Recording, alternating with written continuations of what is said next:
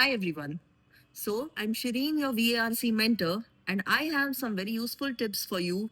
While CAT is around the corner, you can utilize these to boost up your VARC score. My number one question that students ask me is that, ma'am, I'm very average in the verbal section, or my scores are very unpredictable, or they are fluctuating a lot. I have the counter to all these queries by a simple method with which you can select your questions and your passages properly and ensure that you get the optimum score each time.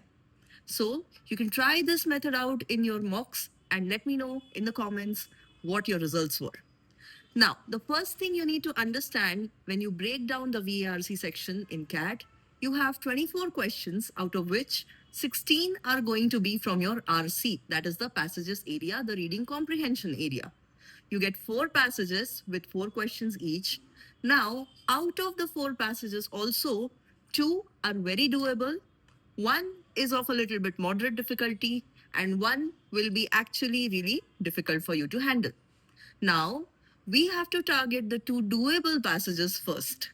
Even if you are an average student with your English, you still can very well attempt your 2 doable passages.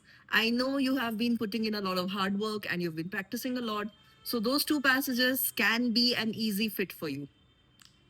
Remember, most of the times these easy passages concern topics like your environment, biology, evolution, social media, and so on. So make sure that you pick those 2 passages as a first priority. That will ensure that you get 6 to 8 questions in the bag. Next, you should balance it out with your VA section. In your VA section also, there are 4 basic types of questions that you may see with varied number of questions in the exam. You may see para-jumbles, odd sentence out, para-completion, and para-summary. Out of these 4, odd one out is a TITA question, that is, type in the answer, and it also gives you surety of marks. So, that should be your high priority area in your VA. Similarly, para completion is a type of question that you can handle very well with enough practice. So make sure you attempt these 2 types of questions on priority basis. Para summary is a slightly risky area, so I would suggest only those students who are highly efficient in the English language should be going for para summary. Similarly, jumbled paragraphs where you have to make the entire sequence of the paragraph should be a priority because it does not contain any negative marking, but ensure that you do not waste any time in those questions because they can be a big trap where you lose out on a lot of time, where your answer was not guaranteed and you still wasted a lot of time in those kind of questions just because of the non-negative reason.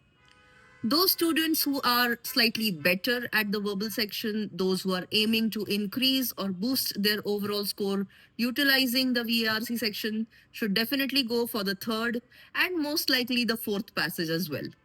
The third passage, that is of a moderate difficulty, would concern areas like history, political science, or socioeconomics, something like that.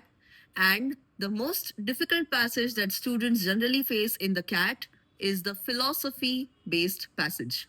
So, if you're targeting the fourth passage, make sure you have ample practice and high accuracy when you get into the exam. Utilize these tips, and any student can easily mark 10 to 11 questions in the exam, which is more than sufficient for them to get their ideal cutoff. I will see you again in my next video.